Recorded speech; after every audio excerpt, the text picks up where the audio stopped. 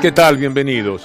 Esta es nuestra batalla cultural, pero en realidad la madre de todas las batallas hoy día es con el COVID-19.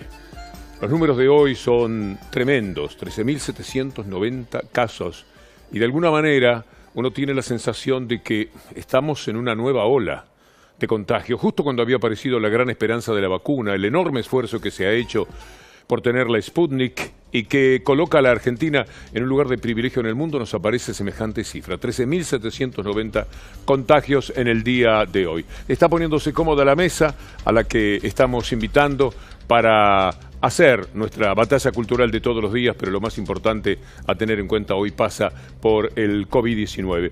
Tome nota de esto que está sucediendo en el mundo con la Argentina, también es muy valioso. Es el séptimo país en cuanto a la vacunación, es decir, está entre los más importantes que se han ocupado de este tema. Argentina está entre los países que más aplicaron la vacuna contra el coronavirus, y esto me parece que no es poca cosa. Pero sí es grave el enfrentamiento que se da todos los días a través de los medios de comunicación, y ahí empieza nuestra batalla cultural.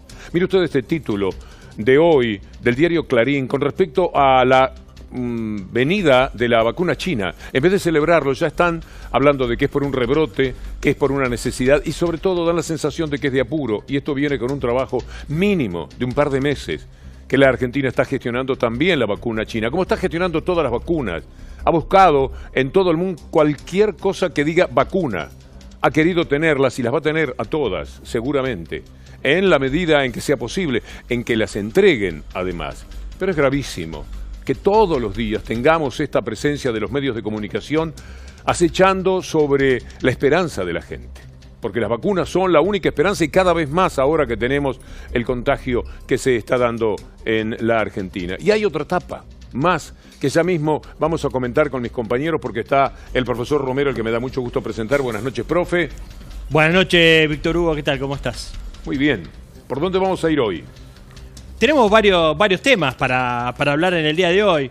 Al final te voy a comentar, vamos a analizar juntos algunos títulos de algunos de los diarios masivos de la Argentina para ver de qué lado se ponen. Ya más o menos sabemos, pero lo vamos a estar corroborando en un ratito nada más. La saludamos a Cintia García. ¿Qué tal? Víctor Hugo, compañeros, buenas noches. El periodismo no ha muerto, como algunos quieren hacernos creer, porque le seguimos dando pelea. Esta batalla cultural es un aporte, y la no extradición de Julian Assange también es otro aporte al que el periodismo siga vivo, el periodismo de investigación. Vamos a analizar las instancias de la no extradición a Estados Unidos de Julian Assange, que enfrentaba una posible condena de 175 años. Vamos a saludar a Sofía Caram, que está tomando sus vacaciones, a Daniela Jean, que está en estos momentos en Olavarría. Saben ustedes lo que pasó allí. Y vamos a saludar, por supuesto, a Fernando Borroni. Buenas noches, Víctor Hugo. Un nuevo paro del campo, de lo que algunos llaman el campo.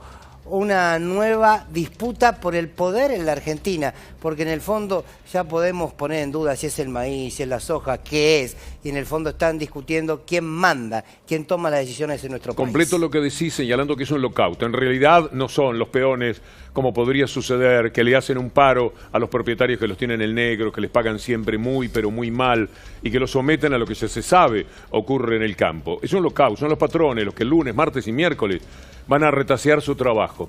Viven retaseando. 9.000 millones de dólares se quedaron en los silobolsas mientras a ellos se les antojó.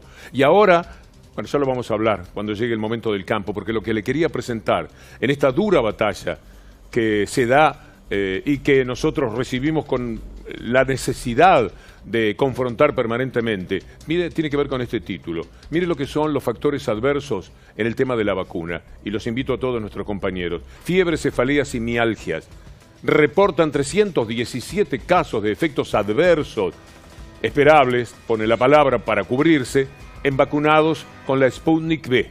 Vacunados con la Sputnik V. Todas las vacunas tienen algún impedimento. Por eso se dice que tienen una eficacia del 95%, el 93%. Quiere decir que no son completas. Como la vacuna para la gripe que me doy todos los años gracias al doctor Capulla. Y entonces siempre tengo un sarpullido, un poquito de fiebre el primer día, pero después estoy libre hace 6 años de la gripe. ¿Sabe esos casos en cuántos se dieron? Porque usted lee 317 y dice 317 personas, es un montón. Mire, son 32.000 los casos, más de 32.000 los vacunados en la Argentina y solamente 317. Equivale al 1% de los vacunados, pero además de ese 1% de los vacunados, el 99,3% solamente tuvieron una pequeña molestia, cuestiones leves y moderadas. ¿A usted le parece que ese título que habla de 317 personas se puede sostener? Sí. No se puede sostener, pero logra, ¿sabés qué creo, Víctor Hugo? Logra que se instale la duda y que se instale el miedo. Y hay quienes dicen que la mejor manera de dominar es a través de las emociones. Y ahí aparece la duda, el miedo y la inacción. Quédate ahí, no actúes, no te la des, porque es riesgosa. Es una manera de dominar, ¿eh? Las vacunas en Olavarría se perdieron 400 vacunas. Y de inmediato surgió dónde está la responsabilidad. El intendente de Olavarría es un hombre que ha mirado siempre recelosamente, para decirlo suave, lo que era la cuarentena, militó contra la cuarentena de todas las maneras posibles. A él justamente se le chispotean 400 vacunas. Pero ¿qué dice el diario La Nación en esto que merece siempre la batalla cultural? ¿Quiénes son los culpables? ¿Los culpables pueden ser aquellos que han hecho lo imposible por traer las vacunas? Parecería que no. Sin embargo, mire lo que dice el diario La Nación. Ahí está la Cámpora como responsable de lo que ha significado esa pérdida. Y ahora los invito, en esto tan doloroso de tener que denunciar, desnudar el comportamiento de los medios de comunicación, lo que ha sucedido con este médico que de alguna manera motivó tantos comentarios, que fue a TN y angustiadamente tuvo que explicar lo que sucedía y lamentar esta persecución que se hace contra la vacuna, contra la posibilidad de vacunarse, contra todo lo que pueda traerle un cierto confort y un poco de ilusión de salir de este túnel oscuro al pueblo argentino. Mire esta nota y saque sus propias conclusiones.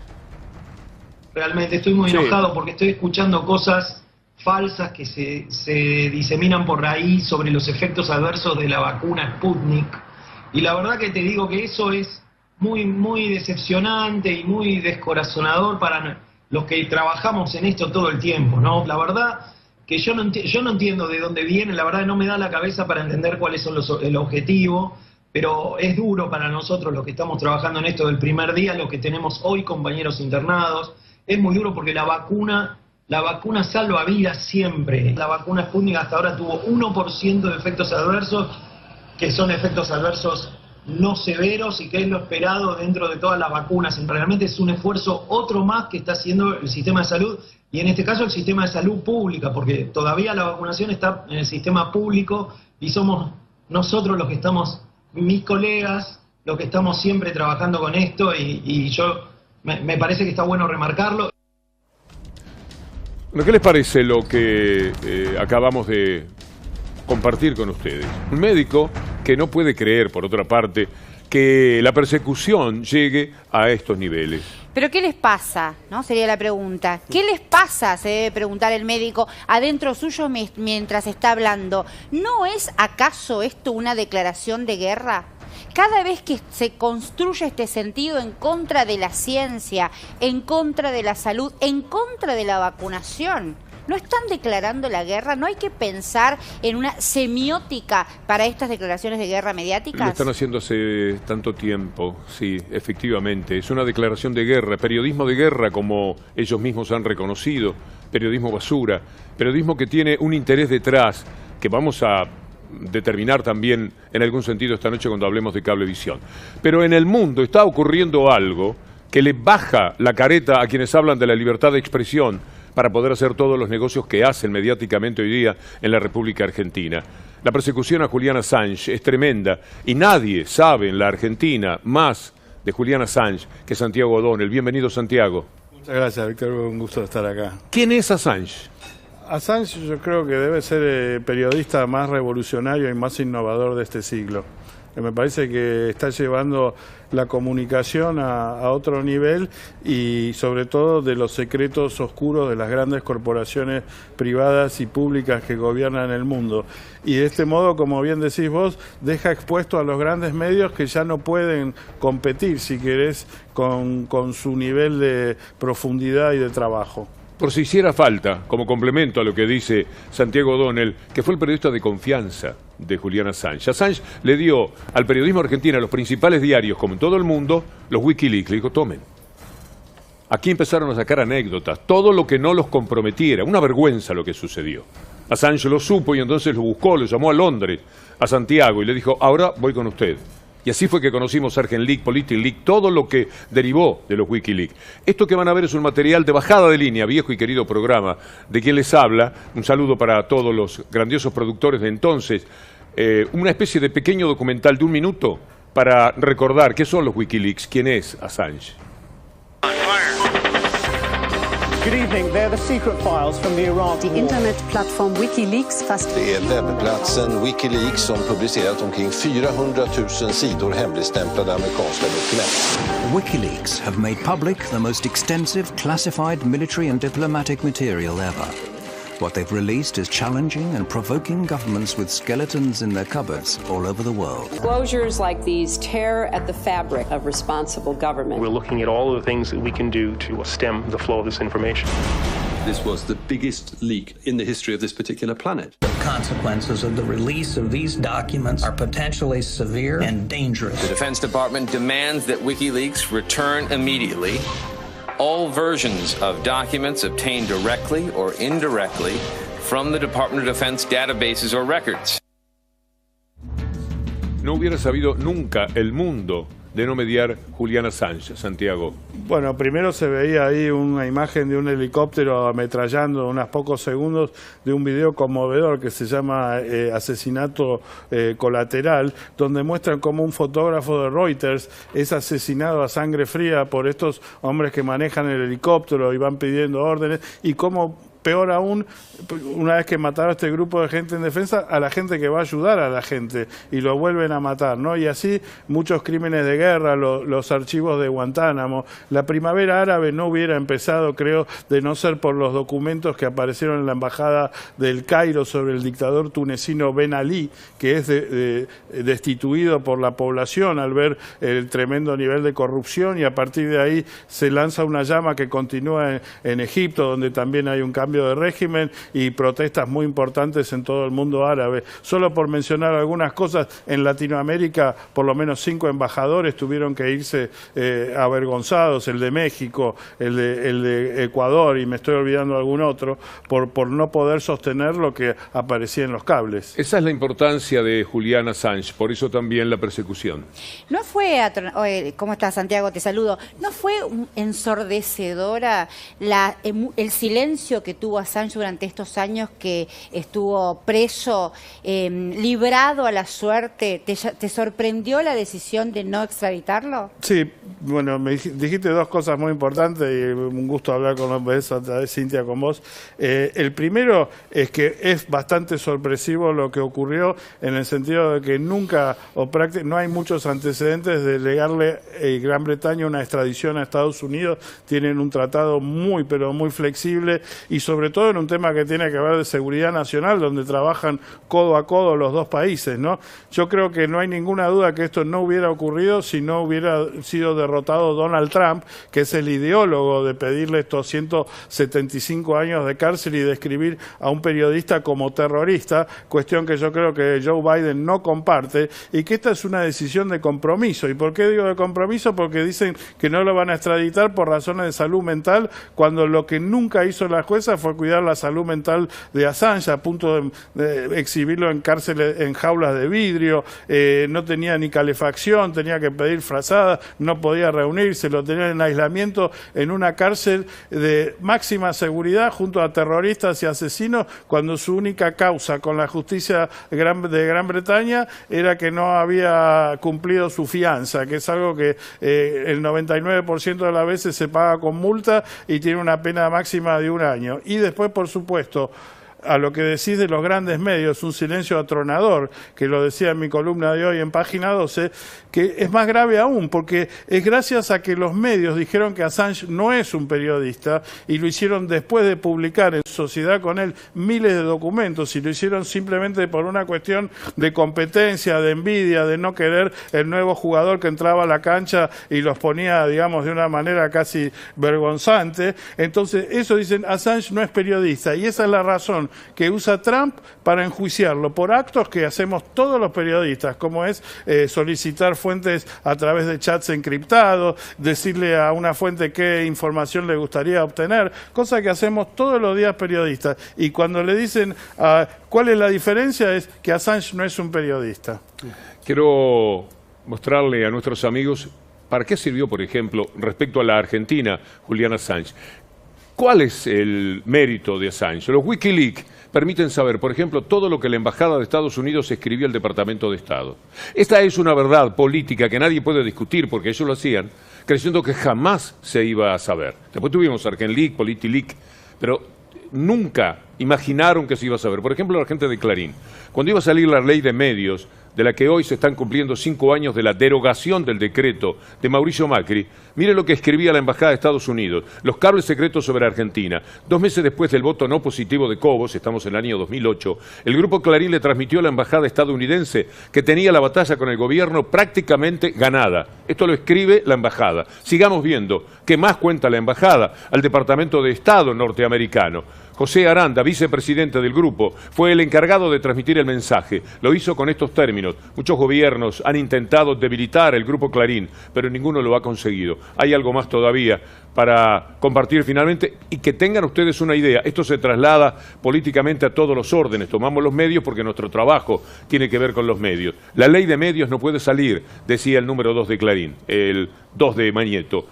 El gobierno ni siquiera se va a animar a presentarla, al menos por ahora. Y esto nos da la dimensión de lo que significaba para Clarín y la confianza en que tenían en que el gobierno ni siquiera se iba a animar. Aranda había sido tan convincente su explicación de por qué el gobierno iba a cajonear la ley que el autor del cable subtituló la sección dedicada al tema como Ley de Medios, el susto ya pasó. Y estábamos recién en el 2008. Sí. Era susto para los Estados Unidos, era susto para las empresas.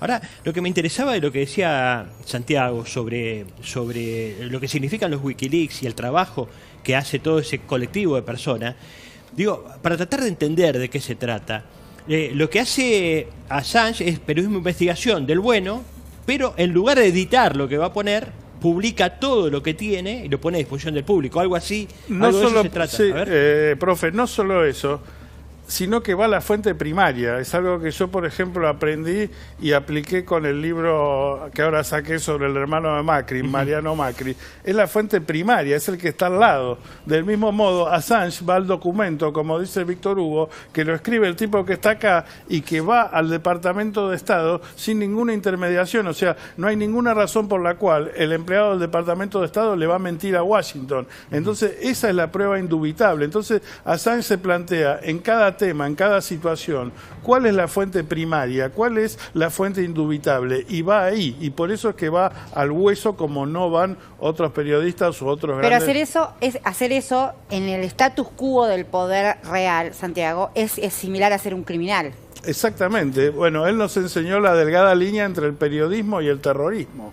O sea, ¿cuál es la diferencia? Si uno roba o si uno extrae, consigue información y se la da a un servicio de espionaje de un país extranjero, claramente está haciendo terrorismo y está haciendo espionaje. Si uno publica, está haciendo periodismo. Me parece que esa es la gran diferencia. Entonces, querer confundir a una persona que obtiene información y la publica con un terrorista que le lleva información a un servicio secreto extranjero, solamente basándose en que los grandes dueños de los grandes medios, el director del país de ese ese entonces Antonio Caño escribió un gran artículo diciendo Assange no es un periodista. Increíblemente, estas declaraciones que estaban hechas como para ningunear a un rival, estos presidentes de extrema derecha lo toman como un derecho a ir. Pero entonces, bien que tomaron el trabajo de bien que lo usaron. En realidad mal que lo tomaron, porque esos también son de los sectores periodísticos que una vez en poder de los Wikileaks no tomaron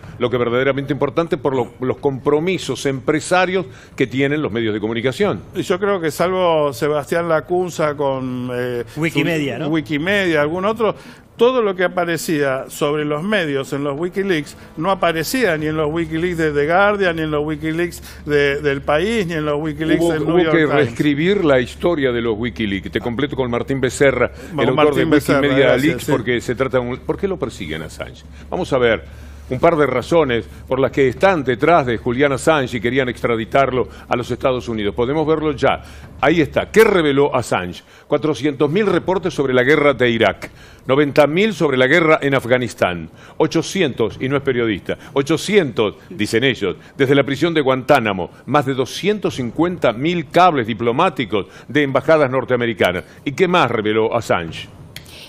Durante mucho tiempo lo acusaban a Assange de enemigo público de los Estados Unidos. Esa es la acusación de fondo. La justicia lo acusa de delito de conspiración para intrusión informática. Un criminal. Assange merecía 100 años de soledad. 175 años es la condena que iba a tener en los Estados Unidos si se lograba esta extradición. Realmente está en juego, o estaba en juego, la vida de Assange. Sigue preso. ¿Saldrá en libertad? ¿Irá a México como AMLO que le propone el asilo? Mira, yo creo que lamentablemente ese asilo hubiera sido más importante cuando Assange estaba en la embajada de Ecuador, que junto con Túnez fueron los dos únicos países que se animaron a ofrecerle asilo. Quizás sea un poco tarde la invitación. Y yo creo que lamentablemente hoy en día ya es prácticamente un hombre libre. Yo creo que ahora le tiene que fijar fianza la jueza el 6 de enero. Insisto, porque yo creo que Biden no quiere hacer lo que quería hacer Trump. No veo todo. Y esa es una diferencia muy interesante demás que se está dilucidando en estos momentos en Georgia. Todavía no conocemos los resultados. Mañana se va a saber si los dos senadores por Georgia son republicanos o demócratas. Si son demócratas, el gobierno en su totalidad le pertenece a Biden. Si son republicanos, otra vez va a tener, como Obama, una piedra en el zapato permanentemente. Pero para no pegarlo a Assange con Estados Unidos, porque creo que es una gran injusticia, Assange reveló todos los emails entre Bashar al-Assad y Putin. Ha revelado informaciones sobre los principales software malware utilizados por la inteligencia rusa. Ha develado los passwords chinos. Es un gran enemigo de China, es un gran enemigo de Rusia, aunque lo quieren hacer parecer que él solamente se la agarra con Estados Unidos. Es un periodista global y realmente por eso me parece que es tan grave lo que se le hace. No se hace un recorte, se hace como una caricatura de su personalidad, como si el tema fuera la personalidad. Para lo que ha revelado de ellos, el castigo, te diría que todavía, siendo cruel, terrible, es barato, porque lo quieren a prisión perpetua y en una celda de 2x2 el resto de su vida. Yo te diría que lo quieren matar. Lo que pasa es que porque la ley con la que lo acusan se pena con pena de muerte. Lo que pasa es que no lo pueden extraditar por la legislación europea, tienen que garantizarle que no lo matan, porque si no, yo creo que le pedían la pena de muerte. Santiago, muchas gracias. Y felicitaciones por Hermano, el libro de Mariano, el hermano de Mauricio Macri, que algunos medios ignoraron por completo. Clarín no publicó nada, ¿no? Cero. Es raro, Era un libro escrito por el hermano, es decir, por Santiago O'Donnell, pero con la letra, con las reuniones que tuvo con el hermano de Mauricio Macri, revelando todos los chanchullos de la familia y particularmente de Mauricio Macri. Hay medios que no le llevaron el apunte. Por eso es que pensamos en la ley de medios. Aquella que hace 5 años hoy Mauricio Macri terminó de un plumazo, por obra y gracia de Clarín, por orden de Mañeto. Mauricio Macri modificaba con un decreto la ley de medios. La modificación determinaba que la esencia de la ley de medios, aquello para lo que había nacido, para dividir un poco semejante poder que nos tiene a todos atrapados en una especie de callejón sin salida en la República Argentina, pudiera ser como en el resto de los países donde el periodismo gravita, pero con los matices que corresponde. Vamos a ver a Parrilli hoy, esto es interesante, por lo menos uno se ilusiona, que la ley de medios puede retornar. que esta es la pelea, esta es la disputa y que la manera que tenemos de resolverlo es democráticamente. ¿Pero se puede pensar en otra ley de medios? Yo creo que sí. Yo que tenemos una ley de medios que fue derogada por decreto, que fue declarada constitucional y después se encargaron de no aplicarla, de no permitir su aplicación, y que motivó incluso denuncias penales por parte de Clarín por aplicar la ley de medios. Y la batalla, más allá de la aplicación o no, la perdieron ellos. La perdieron estos medios que antes eran la palabra sagrada, la palabra santa. Bueno, todavía creen que son la palabra sagrada, la palabra santa. En realidad los debe santificar el diablo, porque más daño no se puede intentar hacer. Me parece que es claro lo que dice Parrilli, ¿no? La necesidad de volver a discutir y volver a tener, por lo menos luchar por una ley de servicios de comunicación audiovisual, una nueva ley de medios, es urgente, lo sabemos. Lo que sí está claro también es que dentro del frente de gobierno no hay unanimidad en este concepto, ¿no? Me parece que la discusión que todavía hay que dar de fondo es que hay muchos que creen que la comunicación y que la información es un derecho, como lo es, y hay otros que creen que es un negocio. Y esto pasa también dentro del frente de gobierno. Por tanto, me parece que para avanzar con una nueva ley hay que llegar a una síntesis ahí, ¿no? No, está bien, pero hay una declaración al respecto. Hay una ley que se discutió, que se debatió, que es legítima, que la aprobó la Cámara de Diputados de la Nación, que la aprobó el Senado, que fue un proyecto del Ejecutivo, y que todas las instancias judiciales dijeron que era legítima y que correspondía aplicarla. Lo que pasa es que en Argentina de los iguales hay alguien que no es igual, ¿no? Y haciendo un link con lo que hablábamos con Santiago recién, me parece que para entender la política argentina y entender esto hay que leer los cables de Wikileaks, hay que leer los libros sobre los Wikileaks que hizo Santiago, porque ahí muestra cuál es la relación, la verdadera relación entre los grandes grupos de medios de la Argentina y el poder real, la Embajada de Estados Unidos. La relación ahí de Aranda o de Mañeto con el gobierno de los Estados Unidos, verbalizado por Mañeto, tenemos los mismos intereses, jugamos juntos. Le dice Mañeto al embajador de Estados Unidos para que se lo transmita al presidente de los Estados Unidos. Bueno, eso es lo que está del otro lado del gobierno. Quiero ganar tiempo con todos los temas que tenemos, y una de las cosas que ocurrió es que hoy el campo, sus dueños anunciaron un lockout, un paro patronal de lunes, martes y miércoles por 72 horas. Vean ustedes el papel del grupo La Nación, socios, tanto como Clarín, de Expoagro y de todos los grandes negocios del campo. Cómo ellos, sin decirle a usted qué tipo de periodismo están haciendo, pero jugando para los dueños de esos medios, hicieron en esta jornada.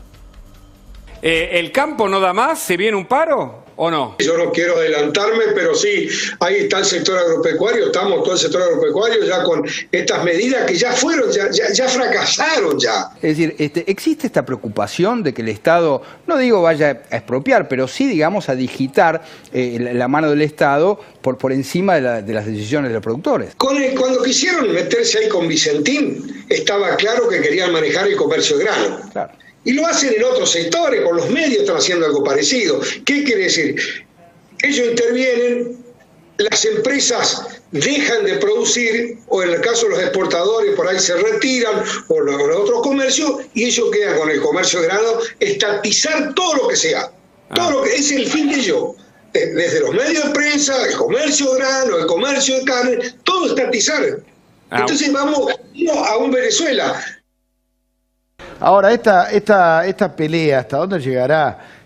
No me imagino al gobierno cediendo frente a un paro. Me acuerdo inmediatamente de Cristina hablando de los piquetes de la abundancia. El año y obviamente 2008. Con el conflicto con el campo.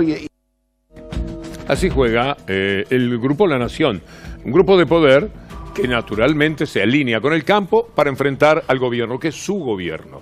Porque el maíz está suspendido en la exportación hasta marzo un poquitito, el 5%, nada para los inmensos capitales que manejan, porque ese 5%, sumado a otros 5%, hace falta para que en la Argentina no nos quedemos sin maíz, porque a ellos les convienen los precios de afuera, pero a la Argentina le conviene poner la alimentación al servicio de los habitantes. Entonces, cuando el gobierno enfrenta el campo, no lo hace Alberto Fernández para él, no, lo hace por usted.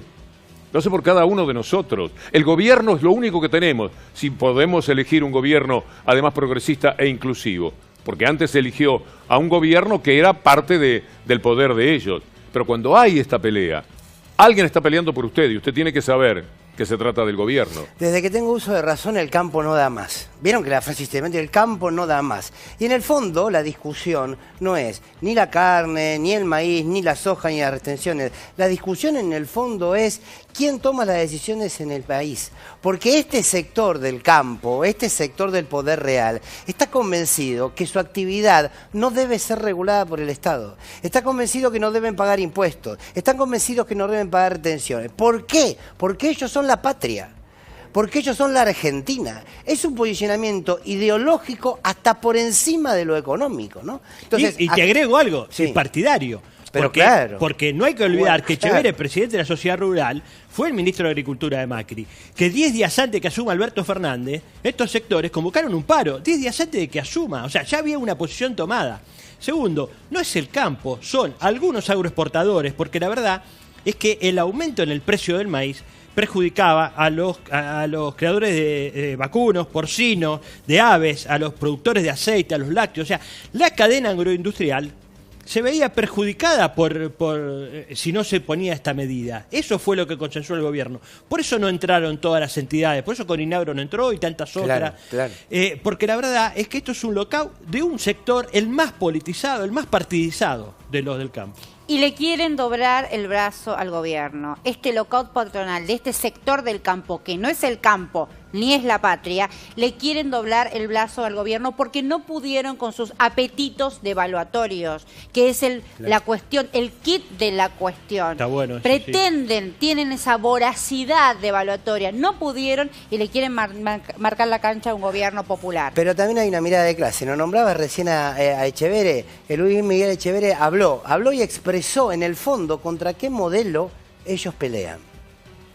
Y también no puede haber tanta gente sin trabajar en la Argentina, esto que hay que decirlo.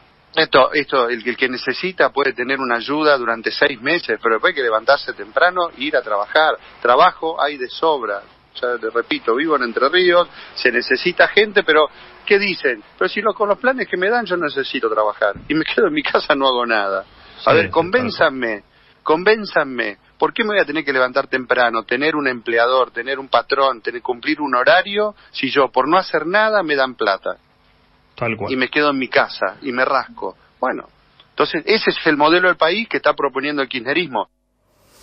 Bueno, esta gente, los Echeverri, digo, están convencidos que los oprimidos, aquellos que ellos oprimen, deben agradecerle al patroncito la pata de pollo y el tomate durante el día y las zapatillas usadas de su hijo que ya creció y no las usa, ¿no? Y en realidad lo que les molesta, lo que ellos llaman kirchnerismo, que podemos extenderlo hacia el peronismo todo, que es que precisamente a lo que ellos llaman vago y desprecian, es a lo que el peronismo o el kirchnerismo ha empoderado y precisamente los pone en discusión. Cuidado que el que lo dice es un hombre que ayudó a robar $200 millones del Estado. Claro. Cuando estaban las retenciones que iba a poner Macri, él tardó un mes en hacerlo para que sus amigotes, todos estos capangas de los campos, se pudieran vender al precio que les convenía sin retenciones. Esto hizo Echeverri, además de los 500.000 de la sociedad rural y de estafar a su propia hermana, a gente de su propia sangre, es decir, un tipo que no tiene límites. De verdad que uno no tendría que amargarse tanto por lo que dice para molestar, perturbar a los sectores más vulnerables, como lo hace. Es una forma de desprecio que ni siquiera podemos tomar en cuenta porque es un pobre patán que ha robado al país y que en consecuencia no tiene la mínima autoridad para hablar de ningún vago ni de nadie que viva supuestamente, como dice él, de un plan de gobierno. Bueno, pero ellos precisamente se quejan, ¿no?, de los programas sociales, de los planes de gobierno. Bueno, debiera saber, Echeverri, que precisamente el Estado tiene que llevar adelante esos programas sociales y esos planes de gobierno porque sectores como los que él representa nunca han querido pagar un peso a lo largo de toda la historia. Bueno, él tiene causa por trabajo esclavo en su propio campo, cosas, ¿no? Echeverri, hay que recordar eso. Entre otras cosas. ¿No? Y lo que hace es llamar a votar, digamos, al rey de lo que se levantan tarde, ¿no? A Mauricio. Él nunca se habrá levantado a las 6 de la mañana. Eso es mentira, Echeverri, no labura en el campo, es otra cosa. Son rentistas, se dedican a otras cosas, las finanzas.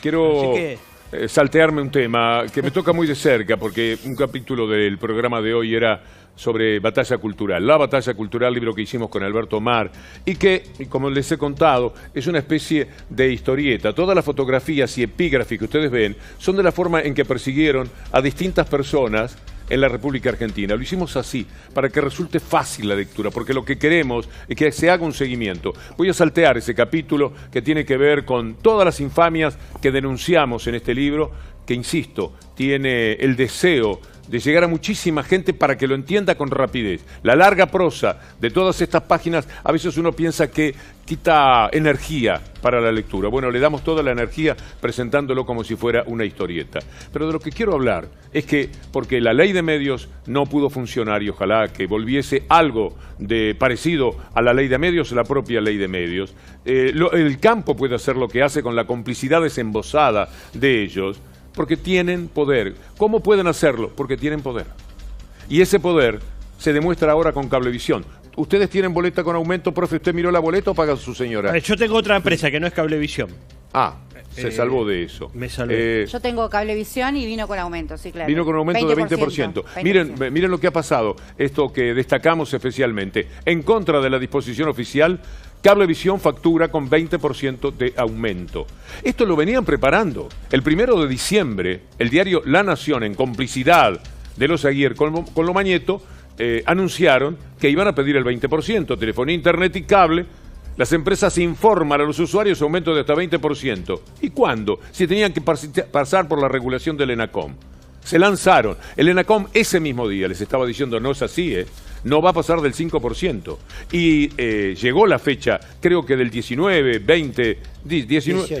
de diciembre, anunciando, a partir de enero los servicios de telecomunicaciones aumentarán un 5%. ¿Qué hicieron estos rapaces? ¿Qué hicieron? Pusieron el 20%. Entonces, usted en este momento, miles de personas dirán, bueno, ¿qué voy a hacer? ¿Cómo hago el trámite para que me devuelvan el dinero? Pero además, fíjese si serán bandidos. Usted le paga, para ustedes 500 pesos, 600, 700 pesos. Por ahí hay quienes ni se molestan por los 600, 700 pesos. Pero ellos les juntan la cabeza a todos. Ese dinero, por 4 millones, supongamos, que tienen de abonados, 4 millones...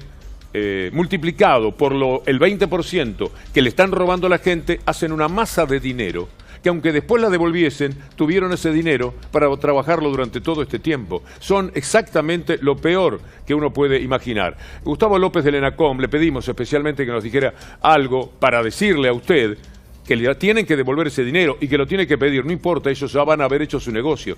¿Y a usted le gustaría tener 3 o 2.000 o 3.000 millones de pesos durante 30 días para trabajarlos? ¿Verdad que haría una fortuna? Bueno, esos acrecientan permanentemente esa fortuna. Son verdaderamente ladrones. Lo están robando. ¿Y usted qué cree? ¿Quién cree que lo puede defender? El Estado, el gobierno. ¿Cómo lo hace? Diciendo que congeló las tarifas y que ahora no más del 5% y que a usted le tienen que devolver el 15%. ¿Cómo se paga eso? Con los títulos de mañana. Mañana Mañeto se está desquitando de esto, mientras hace igual un gran dinero. Esta es la desgracia que tenemos y a esto le sale al cruce esta información que nos da Gustavo López. Ya no son las empresas las que por libre voluntad fijan el precio, sino como se trata de un servicio público esencial, porque todo el mundo tiene que estar conectado, es el Estado el que lo regula. Para enero solo se autorizó un 5% de aumento para todos estos servicios. Esto significa que todas las empresas que hayan facturado por encima del 5%, en la primera factura, es decir, en la del mes de febrero, deben devolver esa diferencia. Está claro, ¿verdad? Le tienen que devolver el dinero. Pero sacaron mucha ventaja ya. Y además, ¿cuántos de ustedes, 500, 600 pesos, no a todo el mundo le destroza la economía? Algunos están sometidos a eso. Vamos a ver finalmente cómo termina la historia. Por supuesto, el robo ya lo hicieron. Le ponemos una sonrisa vía la información, por supuesto, y dentro de nuestra batalla cultural con el profe Romero. Devolver esa plata o no la van a devolver. Vos es que hoy alguien me decía, hay un plan de prestación básico universal para la telefonía, para internet y para el cable. Ya lo determinó el gobierno. Llaman a las empresas y las empresas dicen que no tienen ninguna información de eso. Pasa eso, ¿no? En rigor. Están absolutamente al lado de las empresas. Vamos a ver el Demoliendo Fake News de hoy. Vamos a ver cómo informan, cómo nos cuentan. Uno supuestamente cuando va al contrato de lectura va a leer un diario, escucha la radio, la televisión, y dice, bueno, en este medio me van a contar qué es lo que me va a pasar a mí en la vida cotidiana, ¿no? ¿Qué me afecta, qué no me afecta, qué me enoja, qué me divierte, qué le tengo miedo? Bueno, vamos a ver qué es lo que pasa cuando son estas medidas del gobierno. Fíjate, congelan prepagas tras el giro del presidente, ¿no? Hay un giro del presidente, o sea, el presidente no es que toma una decisión, hay un giro del presidente. Las empresas temen un avance del Estado sobre el sistema privado de salud. Temor, miedo, ¿no? Cuidado, te vienen a atacar. Todo el tiempo trabajan sobre eso, ¿no? Hay miedo. En realidad, lo que uno debería suponer que el diario, que representa a la mayoría de lo que son los lectores, debería estar saludando que se congelan el precio cuando a uno le cuesta tanto pagarlo, y sobre todo con una pandemia como la que estamos viviendo. Vamos a otra de las noticias para ver cómo es la construcción, no es casualidad, sobre este tema. Cepo al maíz, vean cómo lo llaman, ¿no? ¿Cuánto era? El 5%, porque ahora ya se vendió la mayor parte de la cosecha, es hasta marzo nada más. No, hay un cepo al gobierno, ¿no? El gobierno es autoritario y hace cepos. Las cadenas de los cultivos advierten que atenta contra el desarrollo del país. Está en contra del desarrollo del país el gobierno, ¿no? Esto es un poco lo que dice Clarín. Vamos a ver otra de las notas para ver cómo es la construcción. Preocupación de la sociedad rural ante el avance estatal en organizaciones como el INTA, Instituto Nacional de Tecnología Agropecuaria. Ellos quieren manejarlo, y si no lo manejan, sí, Fer. La estigmatización sobre la palabra Estado es brutal, ¿eh? Y es constante, ¿no? Pero es constante. Eso es central, ¿no? Y es un avance. Si está el Estado, es un avance en contra de las libertades, ¿no? Es eso. A ver, vamos a ver otro de los títulos, ¿eh? ¿Cómo van construyendo? ¿Ves lo que te decía? Advierten que peligra la prestación de internet, TV paga y telefonía celular por la nueva regulación del gobierno. Si nos vamos a quedar sin nada porque ellos no pueden ganar la plata que se les antoja. Aparte, ¿quién advierte? ¿No? Clarín, que es el Clarín, dueño. Que es el te dueño. estoy advirtiendo, le dice al gobierno. Hola, acá Mañeto. No. Te estoy advirtiendo que se van a quedar sin la prestación por la nueva regulación de ustedes. Nos vamos a quedar sin internet. De nuevo la construcción del miedo. Nos vamos a quedar sin maíz, nos vamos a quedar sin la actividad privada, nos vamos a quedar sin nada, por culpa del gobierno que está en TN va a desaparecer, ya lo habían dicho, ¿no? Claro, TN claro. va a desaparecer. Claro. A ver, vamos a ver otra. Lo que desapareció fue la ley de medios. Garrafas. Temen el colapso del sector por el congelamiento de precios. Bueno, congelaron el precio. Y está bien. No, Pero ¿qué va a colapsa el sector? Vamos. Todo el tiempo están así, ¿no? Todos los días. Me da pena de mí reírme porque esto es gravísimo. Pero lo presenta bien, profe. O sea, ¿Qué más tenemos? A ver. Solamente, ¿no? Solamente dicen, ojo con los aumentos, porque si no la gente no se puede calefaccionar. A ver otro, o no puede cocinar. Hay una situación muy delicada de por medio, ¿no? Hay que entender eso, estamos en medio de una pandemia. Las empresas de alimentos advierten que la extensión de los precios máximos puede generar desabastecimiento. De nuevo el miedo. Y no hay nada, ¿no? Toda la construcción es igual. Y siempre se paran del mismo lado. Claro. Del lado de las grandes empresas. ¿Y en contra de qué? Le faltó una línea para poner mayoría. abajo desabastecimiento como en Venezuela y Chávez cerrado. Eso se lo dejan decir a los políticos. Sí. Ellos juegan en tándem. Se tiran Claro. la pelota, el otro Sí, cabecea. así Es así. A ver, vamos a ver otro de los títulos. También, ¿no? Los supermercados le advierten al gobierno que congelar los precios genera desabastecimiento. Otra vez, los otros eran los productores, estos son los supermercados. Siempre lo que hay es miedo, y el gran problema es congelar los precios. Tiene que aumentar las cosas. Después dicen que hay mucha inflación y que el gobierno no sabe controlar.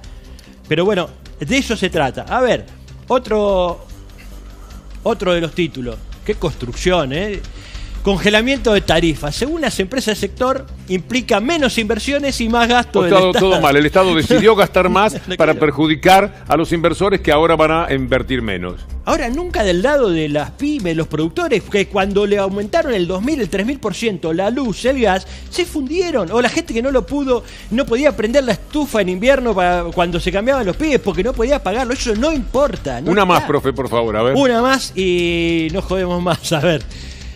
El congelamiento tarifario hizo que Edesur vuelva a perder dinero. ¡Qué barbaridad! Por favor. Por favor. Vamos. Explota todo, profe. Ahora, por hoy favor. te digo, hoy la pego. Hoy estoy seguro porque yo lo ayudo. me entrené mucho. A Largamos. ver, vos me... Porque el tema es cuando ponen... Dale, Bien. Estuve bastante bien. Bastante bien. Casi se va con la explosión.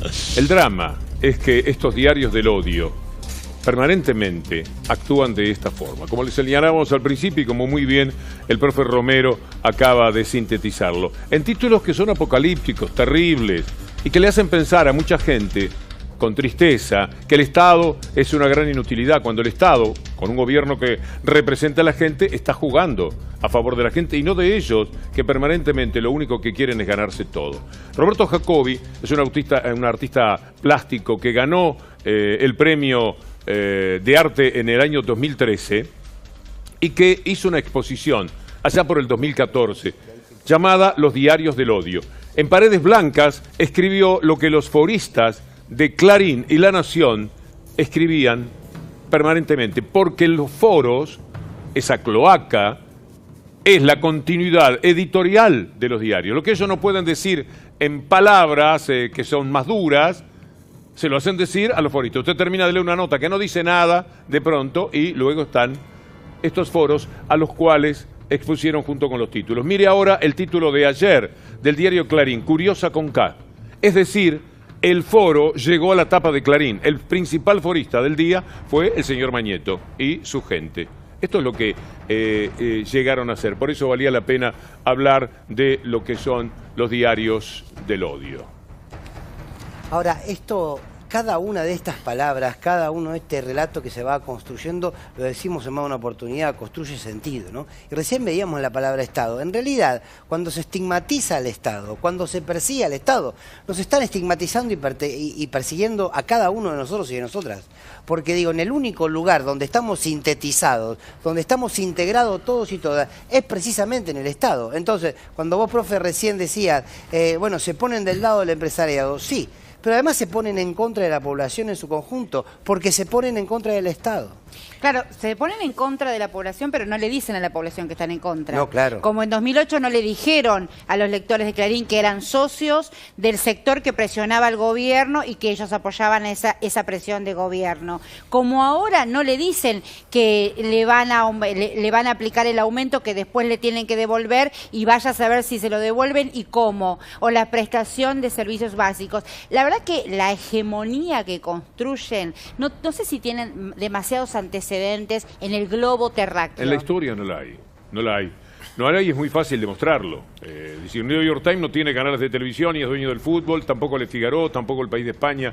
Ningún diario del mundo ha concentrado este poder diabólico, por otra parte manejado como esos personajes de las películas de un poco de ciencia ficción, que hay alguien que tiene un botón para apretarlo y destruye al mundo. Bueno, acá lo destruyen todos los días, en particular al propio país, a la Argentina, para quedárselo y para robarlo más fácil. Mire lo que hizo el diario La Nación, creo que el sábado, ahora vamos a ver en el título, por los DNU, es decir, los decretos de necesidad y urgencia, que como nunca en la historia posiblemente estuvieron tan justificados, porque estamos en tiempos de necesidad y urgencia por culpa de la pandemia. Bueno, Fernández, un presidente con récord de DNU. ¿Y qué podía hacer?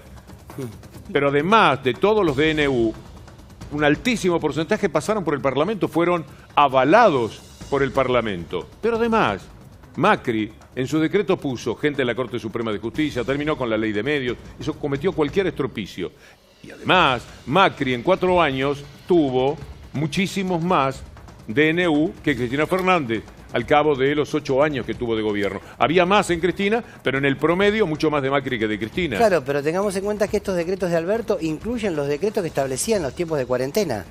Por lo cual la extensión de la cuarentena era precisamente un decreto. Miren los DNU que sacaba el gobierno actual, el Alberto Fernández. Ahí están, el tipo de DNU, si me ayudan a leerlos, 40 fueron motivados en forma directa por la pandemia. 120 son de... 20 son de ASPO, DISPO y reglamentarias. 5 fueron prórrogas de emergencias sectoriales y moratorias impositivas vinculadas directa o indirectamente con la pandemia. 37 los DNU fueron avalados por el Senado. Una placa más. Cabe destacar las 71 leyes que aprobó el Congreso en 2020. La misma cantidad de leyes que DNU. Son casi el doble de la cantidad de leyes aprobadas en el último año de gestión de Macri, 39, año en el que menos leyes se sancionaron desde 1983. ¿no? Y son los reyes de la institucionalidad ellos, ¿no?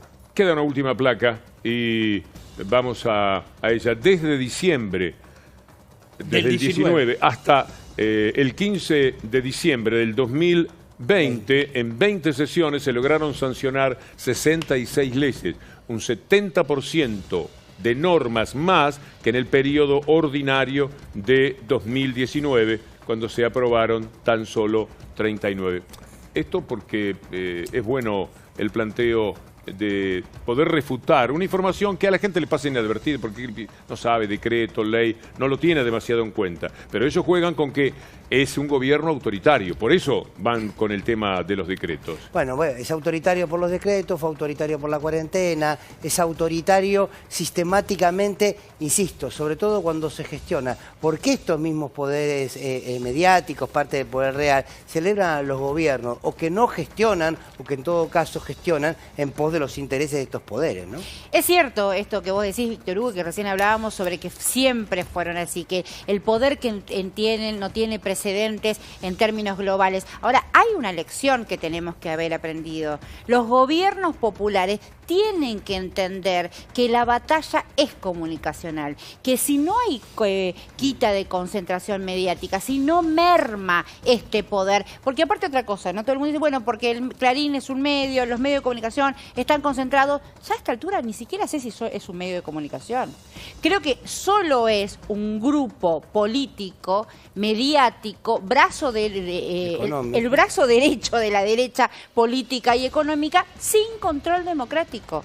En 2002, la Relatoría de Libertad de Expresión de Naciones Unidas ya decía que la concentración de medios afectaba la calidad de democracia. ¿Y entonces? O sea, ¿cómo damos la discusión? Desde esta trinchera, y es la política, y es la política, digo, la política la que debe dar esa batalla. Por eso bien Parrilli por poner sobre la mesa algo que ya no se discutía.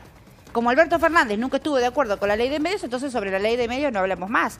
Ojo que Parrilli va por más, dice que también reforma constitucional. Ahora, fijémonos recién en lo que decían, perdóname Javi, de este aumento de cablevisión. Cuando el ENACOM le dijo ese 5%, hicieron un 20%. Bueno, ahí el Estado tiene que intervenir fuerte y que nadie se asuste, Digo, pero tiene que intervenir fuerte porque no lo pueden hacer. Dos cosas cortitas. No lo pueden hacer. Yo creo que esta última nota que veíamos ahí es la idea de construir un gobierno que en realidad es autoritario, ¿no? Todo el tiempo. Y eso lo junto con lo que veíamos antes, ¿no? Con lo que escribían los foristas, porque en realidad ellos lo que hacen es alimentar a los odiadores. Claro. Los grandes constructores de fake news en la Argentina y de odiadores son los grandes medios de comunicación. No son las redes, ni siquiera son los foristas, son los grandes medios, los que escriben con K en el título, las letras. Lo hacen para eso, para alimentar a los odiadores. Y sobre el tema de la concentración, hay que decir que ni siquiera está... Yo, la verdad que no soy un cultor del capitalismo, pero el capitalismo, cuando sucede algo como lo que sucede en Argentina con el Grupo Clarín, enseguida trata de actuar para defender, aunque sea... la poca libertad que le queda al individuo. Pero lo hace para eso. Lo tienen a los altos en Estados Unidos a Mark Zuckerberg permanentemente, claro, por la cuestión del monopolio. La conformación del monopolio es una traición al sistema que ellos mismos dicen defender. Cuando hay monopolio, en cualquier rubro, cuando hay monopolio se termina el mercado. Se termina la famosa ley del mercado. Acaban con la ley del mercado y se lo quedan absolutamente todo. A un japonés dueño de 60.000 millones de dólares, le cerraron la empresa, se la quitaron de la bolsa, también por una cuestión de monopolio. Lo vigilan mucho en los países que se pretenden un poco más seriamente capitalistas que este, que es un exceso de neoliberalismo, de cualquier cosa, de robar. Es una banda. Es decir, el crimen organizado existe en la Argentina, no es el Capone. Es un crimen organizado que también mata, extorsiona y se lleva todo por delante, y son los medios. ¿Sabés qué? Se me viene a la cabeza algo que charlábamos con un productor aquí en el canal, un gran compañero que nos contaba que se fue a dar la vacuna y el médico dice, yo voy a esperar. Yo voy a esperar para darme la vacuna porque no sé, tengo que ver. Eso logra la hegemonía mediática. Que un médico, a contrasensu de su propio saber científico, dude si se tiene que probar la vacuna. Hoy no hay una sola calle de Londres o de cualquier ciudad de Gran Bretaña que tenga una persona caminando. En Europa todas las ciudades están en estos momentos por tercera vez un confinamiento total. Si estuviese ocurriendo ahora en la Argentina, ya estarían diciendo que les quitan libertad, que se trata de guetos. Y estas campañas las arman los diarios. Fueron contra la cuarentena porque la cuarentena le estaba dando prestigio al gobierno. Dijeron, esto no puede suceder. de ninguna manera. Y por eso militaron contra la cuarentena, lo cual es un disparate tan grande desde los medios de comunicación que no se puede entender, que no tiene precedentes. Llegaron a militar contra la vacuna por el disparate de que era rusa. Ahora están los alemanes con Putin reuniéndose. Mire lo que es el Reino Unido mientras le hablo. Pero está Merkel con Putin, claro. Para fabricar vacunas. Con lo cual van a decir más comunismo todavía, porque a Rusia se suma esa media Alemania que fue comunista. Terrible lo que está pasando a la Argentina, Clarín y Nación. Ya bueno, están... y encima el acuerdo con China. Y el acuerdo con China, no. Y está a punto de llegar la de Cuba, ¿eh? Ojo. Nos vamos con esta imagen. Que no nos pasa a nosotros. Tenemos que cuidarnos un poco, tenemos que dar esta batalla. La batalla cultural aquí los martes, y lo esperamos el próximo martes. Pero la batalla decisiva es contra el COVID. Y cada uno de nosotros es un soldado.